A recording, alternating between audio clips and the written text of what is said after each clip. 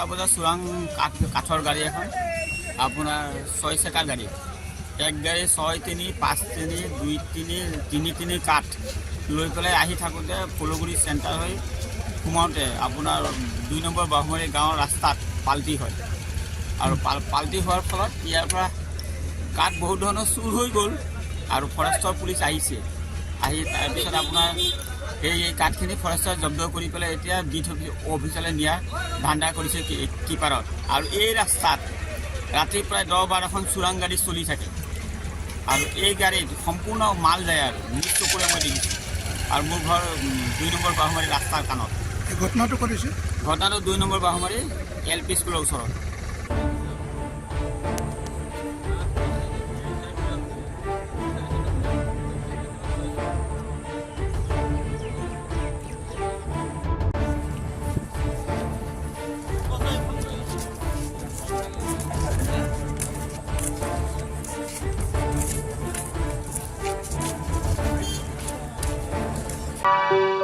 আপুনি বাৰু হাড়ৰ সমস্যাৰ কাৰণে পাটনালৈ যাবলৈ চিন্তা কৰি আছে নেকি?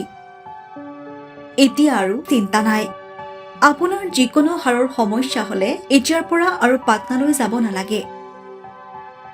কিয়নো এতিয়াৰ পৰা গুৱাহাটীতে পাব সেই সকলো সা-সুবিধা। গুৱাহাটীৰ আমিনগাঁৱত অৱস্থিত Patna orthopaedic and multi speciality হস্পিটেলত কম খৰচতে পাব সেই সকলো উন্নত মানদণ্ডৰ চিকিৎসা সেৱা য'ত অভিজ্ঞ চিকিৎসকৰ দ্বাৰা সম্পন্ন কৰা হয় বিভিন্ন ধৰণৰ হাড়ৰ অস্ত্ৰোপচাৰ।